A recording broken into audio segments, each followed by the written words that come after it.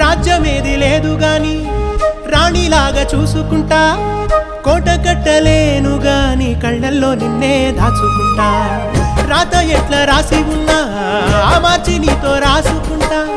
స్వర్గమంటూ ఉన్నదంటే అది నీతోనే ప్రతిరోజు పంచుకుంటా. నిన్ను గన్న మీ నాన్న కన్నా అల్లారు ముద్దుగా సాదుకుంటా. నీకు కోపం వస్తే కొంత దూరం ఉంటా, నువ్వు గీత గీస్తే నేను దాటనంటా.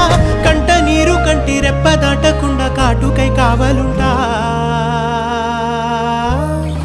రాంబాయి నీ మీద నాకు మనసాయనే.